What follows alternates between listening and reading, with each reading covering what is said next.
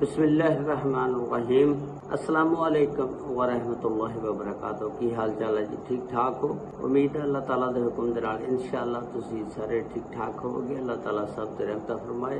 अल्लाह ताला सब नूं अपने हिफ्ज़ो ईमान दे विच रखे। अज दे वीलॉग दे विच मैं तुहानूं एक इंतहाई अफसोसनाक वाक़या जिहड़ा बहावलपुर दी तहसील हासलपुर दे विच पेश आया।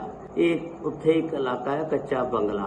उत्थे दा ये वाक़या कि 3 मई नूं दोपहर 1 बजे एक राइडर कॉल बुक करदा और कॉल बुक करके औरत नूं कहंदा कि तुहाडा पार्सल आया ते मैं पार्सल लैके आ रहा जिहड़ा तुहाडे शौहर ने खामद ने दुबईयों भेजिया ते ओह तुसीं वसूल कर लो। ओहदी बीवी दिल दे विच सोचदी आ कि मेरे नाल तां ओहदी कोई गल नहीं हुई कि मैं पार्सल भेज रहा ते अपने शौहर दे नाल राबता करदी आ फोन ते कि तुसी कोई पार्सल या कोई इस तरह की चीज भेजी है, लेकिन ਉਹਦਾ ਨੈਟ ਆਫ ਹੁੰਦਾ, ਨੰਬਰ ਨਹੀਂ ਮਿਲਦਾ। ਉਹ ਫਿਰ ਰਾਈਡਰ ਨੂੰ ਕਹਿੰਦੀ ਹੈ ਕਿ ਠੀਕ ਆ ਤੂੰ ਲੈ ਕੇ ਤੇ ਆ ਜਾ। ਉਸ ਪਾਰਸਲ ਦੇ ਵਿੱਚ ਇੱਕ ਬੰਦੂਕ ਹੁੰਦੀ ਆ। ਉਹ ਰਾਈਡਰ ਜਿਹੜਾ ਉਸ ਬੰਦੂਕ ਪਿਸਟਲ ਨੂੰ ਕੱਢ ਕੇ ਤੇ 6 ਗੋਲੀਆਂ ਉਸ ਔਰਤ ਨੂੰ ਮਾਰਦਾ ਤੇ ਮਾਰ ਕੇ ਤੇ ਦੌੜ ਜਾਂਦਾ, ਫਰਾਰ ਹੋ ਜਾਂਦਾ। ਇਸ ਵਾਕਿਏ ਦੀ ਮੁਕੰਮਲ ਤਫਸੀਲਾਤ ਕਿ ਉਸ ਔਰਤ ਨੂੰ ਉਸ ਰਾਈਡਰ ਨੇ 6 ਗੋਲੀਆਂ ਕਿਉਂ ਮਾਰੀਆਂ, ਉਹਦੀ ਮਾਰਨੇ ਦੀ ਵਜ੍ਹਾ ਕੀ ਸੀ, ਉਹਦੀ ਮੁਕੰਮਲ ਤਫਸੀਲਾਤ ਅੱਜ ਦੀ ਇਸ ਵੀਡੀਓ ਦੇ ਵਿੱਚ ਮੈਂ ਤੁਹਾਨੂੰ ਦੱਸਾਂਗਾ।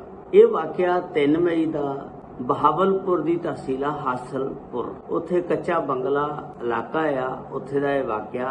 उत्थे एक फैमिली का सरबरा रहिंदा, उसका नाम हुंदा सदीक, ओहदी बीवी का नाम हुंदा आयशा। उन्हां दी एक बेटी हुंदी है जिहदा नाम हुंदा जोहरा और एक उन्हां दा बेटा हुंदा गफार जिहड़ा दिहाड़ी दे विच दुध दा कारोबार करदा। हुण जोहरा दी शादी जिहड़ी आ एक खालिद नामी लड़के दे नाल कर दित्ती जांदी है। हुण खालिद नामी लड़का जिहड़ा ओह जोहरा दे नाल जिस वेले शादी करांदा उस तो बाद उन्हां दी जिंदगी गुजरती जांदी है। अल्लाह ताला ने जोहरा और खालिद नूं 4 बच्चे दिते, जिहदे चों 2 बेटे और 2 बेटियां। इस तरह जिंदगी का एक सफर गुजार रहे ने, अपना गुजारा कर रहे ने। एक खालिद का दोस्त हुंदा कुर्बान जिहड़ा दुबई रहिंदा, वो हर साल दुबईयों वापस आंदा, अपनी फैमिली नूं मिल के ते चला जांदा। 2025 दे विच कुर्बान दुबईयों पाकिस्तान आया। जिस वेले इनू पता लगा खालिद नूं इहदे दोस्त नूं कि कुर्बान भी आया होया, ये उहनूं मिलन जांदा, उहदे नाल राबता करदा और उहनूं कहंदा कि यार तू घर चक्कर आ, तेरी असीं दावत करनी आ, तू घर चक्कर ला। ते कुर्बान जिहड़ा कहंदा ठीक है यार मैं इंशाअल्लाह जरूर आवांगा, तुहाडे घर चक्कर जरूर लावांगा। हुण कुर्बान ते खालिद दोनों बचपन दे दोस्त हुंदे ने, इन्हां दी बड़ी यारी हुंदी आ। खालिद जिहड़ा अपनी बीवी नूं जोहरा नूं कहंदा कि अजकल महंगाई बहुत ज्यादा आ, गुजारा नहीं हुंदा हैगा ते आपां ना एक प्लान बनाईए। ते ओहदी बीवी कहंदी दस। ओ खालिद कहंदा कुर्बान जिहड़ा ना मेरा दोस्त आ ते दुबई रहिंदा ते बड़ा पैसा कमांदा, इहदे कोल बड़ा पैसा, तू इस तरह करके झूठी मुठी दा इहनूं अपने जाल च शिकंजे च फसा ते उस तो बाद इहदे कोलों पैसे खा, जिन्ने भी तेरा दिल करदा मंगा के आपां अजैशी दी जिंदगी गुजारांगे ते अच्छा गुजारा हो जाएगा, बच्चों की तरबियत भी सही हो जाएगी। जोहरा कहंदी है खालिद नूं वाकई तू ये काम चाहना? खालिद कहंदा हाँ बस असीं ओनूं एक चकमा ही देना, कोई सच्चा प्यार नहीं करना, कोई इस तरह का काम नहीं करना ते इनू बस गेड़े च लिया ते लिया के ते इनू एक ठगना है। ओदी बीबी जोहरा जिहड़ी आ कहंदी तू मेरे नाल आ? खालिद कहंदा हाँ बिल्कुल मैं तेरे नाल आ। इस तरह फिर उन्होंने कुर्बान की दावत की। कुर्बान उन्हां दे घर आया ते दावत शावत की ते चंगा खाना शाना बनाया, उहदी टहल सेवा की, फिर नंबर एक दूजे नूं दित्ते दे लए ते उस तो बाद कुर्बान चला गया। थोड़ी जी दिन बाद कुर्बान नूं फिर फोन करदा खालिद कि यार घर चक्कर लगा, आजा मिल जा। कुर्बान कहंदा ठीक है मैं आना, चक्कर लाना। ते कुर्बान जिस वेले घर आंदा ते खालिद घरों निकल जांदा ते इहदी बीवी जोहरा कल्ली हुंदी आ ते ओहनूं कहंदी है कि खालिद दा घर नहीं हैगा, तुसीं आजो बैठक दे विच बैठो, मैं जो हैगी आ। ते ओहनूं बैठक दे विच पाया, ओहनूं पानी शानी पिया, गपशप लाई, ਉਹਦੇ ਨਾਲ फ्री हो गई। ਤੇ ਫਿਰ ਉਹ ਜਦੋਂ ਬੰਦਾ फ्री हो जाए फिर दुखड़े सुनाउण लग पैंदा, फिर ਉਹ दिल ਦੀਆਂ ਗੱਲਾਂ ਸੁਣਾਉਣ ਲੱਗ ਪਈ, ਸਾਡਾ ਗੁਜ਼ਾਰਾ नहीं हुंदा, की करिए ਕਰੀਏ, ਕਮਾਈ ਘੱਟ ਆ, ਖਰਚੇ ਜ਼ਿਆਦਾ ਨੇ, ਇਸ ਤਰ੍ਹਾਂ ਰੋਣਾ ਪਿੱਟਣਾ ਕੁਰਬਾਨ ਦੇ ਸਾਹਮਣੇ ਸ਼ੁਰੂ ਕਰਤਾ। ਕੁਰਬਾਨ ਕਹਿੰਦਾ ਕਿ ਕੋਈ ਗੱਲ ਨਹੀਂ, ਤੂੰ ਟੈਨਸ਼ਨ ਨਾ ਲੈ, ਮੈਂ ਤੇਰੇ ਨਾਲ ਆ, ਮੈਂ ਤੇਰੀ ਹੈਲਪ ਕਰਾਂਗਾ। ਬਸ ਫਿਰ ਉੱਥੋਂ ਹੌਲੀ ਹੌਲੀ ਇੱਕ ਦੂਜੇ ਦੇ ਨਾਲ ਕਲੋਜ਼ ਹੁੰਦੇ ਗਏ। ਬਸ ਫਿਰ ਇਹ ਸਿਲਸਿਲਾ ਚੱਲਦਾ ਰਿਹਾ। ਫਿਰ ਉਹ ਖਾਲਦ ਤੇ ਜ਼ੋਹਰਾ ਦਾ ਜਿਹੜਾ ਪਲਾਨ ਸੀ, ਗੇਮ ਇਹਨਾਂ ਨੇ ਡਾਲੀ ਹੋਈ ਸੀ, ਉਹ ਪੂਰੀ ਹੋ ਗਈ। ਉਹ ਕੁਰਬਾਨ ਕੋਲੋਂ ਪੈਸੇ ਮੰਗਾ ਖਾਂਦੇ ਰਹੇ। ਕੁਰਬਾਨ ਫਿਰ ਦੁਬਈ ਚਲਾ ਗਿਆ, ਦੁਬਈਓਂ ਵੀ ਫਿਰ ਪੈਸੇ ਮੰਗਾਉਂਦੀ ਰਹੀ ਜ਼ੋਹਰਾ। ਉਹ ਫਿਰ ਇਸ ਤਰ੍ਹਾਂ ਹੋਇਆ ਕਿ ਜ਼ੋਹਰਾ ਨੂੰ ਕੁਰਬਾਨ ਦੇ ਨਾਲ ਸੱਚੀ ਮੁੱਚੀ ਪਿਆਰ ਹੋ ਗਿਆ ਤੇ ਫੋਨ ਤੇ ਘੰਟਾ ਗੱਲਾਂ ਕਰਨੀਆਂ, ਗੱਪਸ਼ਪ ਲਾਉਣੀ। ਹੁਣ ਜਦੋਂ ਸੱਚਾ ਪਿਆਰ ਹੋ ਗਿਆ ਜ਼ੋਹਰਾ ਨੂੰ ਕੁਰਬਾਨ ਦੇ ਨਾਲ, ਤੇ ਜ਼ੋਹਰਾ ਜਿਹੜੀ ਆ ਉਹਨੇ ਪੈਸਿਆਂ ਤੋਂ ਹੱਥ ਪਿੱਛੇ ਖਿੱਚ ਲਿਆ, ਪੈਸੇ ਮੰਗਾਣੇ ਘੱਟ ਕਰ ਦਿੱਤੇ। ਇਹ ਗੱਲ ਜਿਹੜੀ ਸੀ ਖਾਲਦ ਨੂੰ ਬੜੀ ਬੁਰੀ ਲੱਗੀ, ਉਹਦੇ ਸ਼ੌਹਰ ਨੂੰ। ਉਹਨੇ ਕਿਹਾ ਕਿ ਤੂੰ ਹੁਣ ਪੈਸੇ ਨਹੀਂ ਮੰਗਾਉਂਦੀ ਹੈਗੀ। ਉਹਨੇ ਕਿਹਾ ਦਫਾ ਮਾਰ, ਨਹੀਂ ਅੱਛਾ ਲੱਗਦਾ ਬੰਦਾ। ਤੇ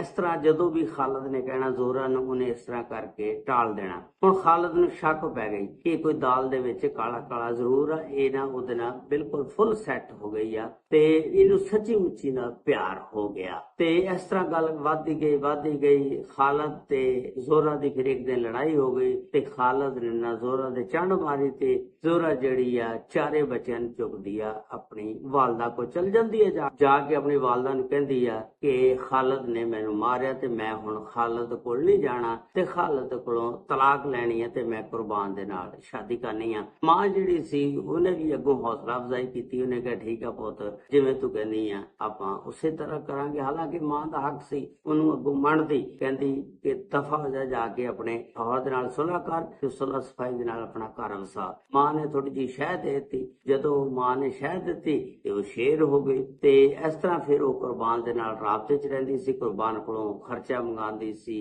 ਤੇ ਕੁਰਬਾਨ ਦੇ ਨਾਲ ਇੱਥੋਂ ਤੱਕ ਪੱਕੀਆਂ ਪਕਾ ਲਈਆਂ ਕਿ ਤੂੰ ਜਦੋਂ ਵਾਪਸ ਆਏਗਾ ਤੇਰੇ ਨਾਲ ਮੈਂ ਨਿਕਾਹ ਕਰ ਲਾਂਗੀ। ਕੁਰਬਾਨ ਵੀ ਐਗਰੀ ਹੋ ਗਿਆ। ਹੁਣ ਕੁਰਬਾਨ ਦੂਜੀ ਸਾਈਡ ਤੇ ਆਪਣੇ ਘਰ ਖਰਚਾ ਦੇਣਾ ਉਹਨੇ ਘੱਟ ਕਰ ਦਿੱਤਾ। ਉਹਦੇ ਘਰ ਦੇ ਵਿੱਚ ਵੀ ਲੜਾਈ ਝਗੜੇ ਸ਼ੁਰੂ ਹੋ ਗਏ ਤੇ ਉਹਦੀ ਬੀਵੀ ਜਿਹੜੀ ਆ ਉਹ ਵੀ ਕੁਰਬਾਨ ਦੇ ਨਾਲ ਫੋਨ ਤੇ ਬੜਾ ਲੜਦੀ, ਤੂੰ ਖਰਚਾ ਨਹੀਂ ਭੇਜਦਾ। ਹਾਲਾਂਕਿ ਇੱਥੋਂ ਤੱਕ ਇਹਨੇ ਖਰਚਾ ਬਿਲਕੁਲ ਬੰਦ ਕਰ ਦਿੱਤਾ। ਜਿਸ ਵੇਲੇ ਬੰਦ ਕਰ ਦਿੱਤਾ ਤੇ ਉਹ ਜਿਹੜਾ ਹੁਣ ਰਾਈਡਰ ਸੀ 1 ਵਜੇ ਜਿਹਨੇ 3 ਮਈ ਨੂੰ ਫੋਨ ਕੀਤਾ, ਉਹ ਜਾਂਦਾ ਪਿਸਟਲ ਲੈ ਕੇ ਤੇ ਗੋਲੀਆਂ ਮਾਰ ਦਿੰਦਾ। ਜਿਸ ਵੇਲੇ ਉਹ ਜ਼ੋਹਰਾ ਡਿੱਗ ਜਾਂਦੀ ਆ, ਉੱਥੇ ਦੇ ਇਲਾਕੇ ਦੇ ਲੋਕ 15 ਤੇ ਕਾਲ ਕਰਦੇ ਆ, ਜ਼ੋਹਰਾ ਨੂੰ ਚੁੱਕਦੇ ਹਸਪਤਾਲ ਲੈ ਜਾਂਦੇ ਆ, ਉੱਥੇ ਉਹਦਾ ਟ੍ਰੀਟਮੈਂਟ ਵਗੈਰਾ ਕਰਦੇ, ਲੇਕਿਨ ਉਹ ਜਾਨ ਦੀ ਬਾਜ਼ੀ ਹਾਰ ਜਾਂਦੀ ਆ। ਉਸ ਤੋਂ ਬਾਅਦ ਉਹਦਾ ਜੋ ਵੀ ਕਾਨੂੰਨੀ ਕਾਰਵਾਈ ਕਰਨੀ ਸੀ ਕਰਕੇ ਤੇ ਉਸ ਤੋਂ ਬਾਅਦ ਪੋਸਟਮਾਰਟਮ ਵਗੈਰਾ ਕੀਤਾ ਗਿਆ ਤੇ ਇਸ ਤਰ੍ਹਾਂ ਸਾਰਾ ਜਿਹੜਾ ਸੀ ਕੰਮ ਉਹ ਮੁਕੰਮਲ ਹੋ ਗਿਆ। ਫਿਰ FIR ਦਰਜ ਕੀਤੀ ਗਈ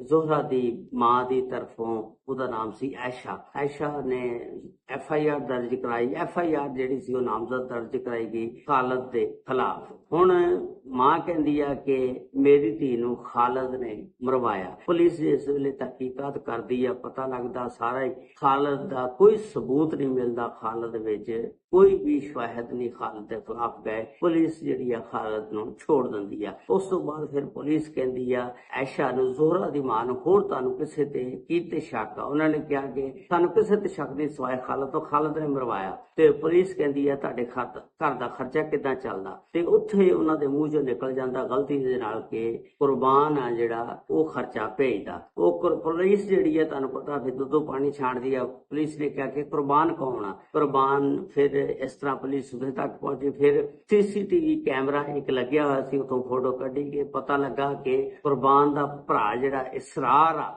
ਉਹ ਕਾਤਲ ਬਣ ਕੇ ਆਇਆ। ਉਹਨੇ ਨਾ ਰਾਈਡਰ ਦਾ ਰੂਪ ਅਖਤਿਆਰ ਕੀਤਾ ਤੇ ਉਹਨੇ ਆ ਕੇ ਇਹਨੂੰ ਜ਼ੋਹਰਾ ਨੂੰ ਇਹ ਗੋਲੀਆਂ ਮਾਰੀਆਂ। ਜਿਸ ਵੇਲੇ ਇਸਰਾਰ ਨੂੰ ਫੜਿਆ, ਫਿਰ ਇਸਰਾਰ ਨੇ ਦੱਸਿਆ ਕਿ ਮੈਂ ਇਹਨੂੰ ਇਸ ਵਾਸਤੇ ਮਾਰਿਆ ਕਿ ਸਾਡਾ ਘਰ ਜਿਹੜਾ ਸੀ ਖਰਾਬ ਹੋ ਗਿਆ, ਤਬਾਹ ਬਰਬਾਦ ਹੋ ਗਿਆ ਸੀ। ਮੈਂ ਇਹ ਪਲਾਨਿੰਗ ਬਣਾਈ ਸੀ ਕਿ ਇਸ ਔਰਤ ਨੂੰ ਰਾਈਡਰ ਬਣ ਕੇ ਤੇ ਖਤਮ ਕਰ ਦਿਆਂਗਾ ਤੇ ਪਤਾ ਵੀ ਨਹੀਂ ਚੱਲੇਗਾ ਤੇ ਸਾਡਾ ਘਰ ਠੀਕ ਹੋ ਜਾਏਗਾ। ਮੇਰਾ ਭਰਾ ਕੁਰਬਾਨ ਜਿਹੜਾ ਮੇਰੀ ਭਾਬੀ ਨੂੰ ਪੈਸੇ ਵੀ ਨਹੀਂ ਸੀ ਭੇਜਦਾ। ਮੈਨੂੰ ਬੜੀ ਤਕਲੀਫ ਹੁੰਦੀ ਸੀ ਭਤੀਜਿਆਂ ਨੂੰ ਵੇਖ ਕੇ ਤੇ ਇਸ ਵਜ੍ਹਾ ਨਾਲ ਇਹਨੂੰ ਮੈਂ ਗੋਲੀਆਂ ਮਾਰੀਆਂ ਤੇ ਮਾਰ ਕੇ ਤੇ ਖਤਮ ਕਰ ਦਿੱਤਾ। ਹੁਣ ਤੁਸੀਂ ਦੇਖੋ ਖਾਲਦ ਨੂੰ ਕੀ ਲੱਭਿਆ ਇਹਦੇ ਵਿੱਚੋਂ। ਉਹਦੀ ਬੀਵੀ ਗਈ, ਬੱਚੇ ਨਾਨਕਿਆਂ ਕੋ ਗਏ, ਆਪ ਖਾਲੀ ਦਾ ਖਾਲੀ। ਉਹਨੇ ਆਪਣੀ ਬੀਵੀ ਨੂੰ ਗਲਤ ਰਸਤੇ ਤੇ ਲਾਇਆ ਕਿ ਕੁਰਬਾਨ ਨੂੰ ਪਕੜ, ਉਹਦੇ ਨਾਲ ਪਿਆਰ ਦਾ ਇੱਕ ਝਾਂਸਾ ਉਹਨੂੰ ਦੇ, ਲੇਕਿਨ ਉਹਨੂੰ ਸੱਚੀ ਮੁੱਚੀ ਪਿਆਰ ਹੋ ਗਿਆ। ਉਹ ਖਾਲਦ ਨੂੰ ਛੋੜ ਗਈ, ਆਸਤਾ ਆਸਤਾ ਇਸ ਦੁਨੀਆ ਨੂੰ ਹੀ ਛੋੜ ਗਈ। ਖਾਲਦ ਕੱਲਾ ਰਹਿ ਗਿਆ। ਇਹ ਸੀ ਅੱਜ ਦੀ ਸਟੋਰੀ। ਇਹ ਲਾਲਚ ਬੁਰੀ ਬਲਾ ਹੈ, ਇਸ ਵਾਸਤੇ ਲਾਲਚ ਨਹੀਂ ਕਰਨਾ ਚਾਹੀਦਾ। ਬੰਦੇ ਨੂੰ ਅੱਧੀ ਰੋਟੀ ਖਾ ਲੈਣੀ ਚਾਹੀਦੀ ਆ, ਲੇਕਿਨ ਕਦੀ ਵੀ ਬੇਗੈਰਤੀ ਵਾਲੀ ਰੋਟੀ ਨਹੀਂ ਖਾਣੀ ਚਾਹੀਦੀ। ਆਪਣੀ ਇੱਜ਼ਤ ਦੀ ਭਾਵੇਂ ਡੰਗ ਦੀ ਨਾ ਕਮਾਓ ਤੇ ਖਾਓ। अल्लाह ताला सब ते रहमत फरमाए। अल्लाह ताला सब ने अपने हुजूर मान च रखे। अस्सलाम वालेकुम व रहमतुल्लाहि व बरकातहू।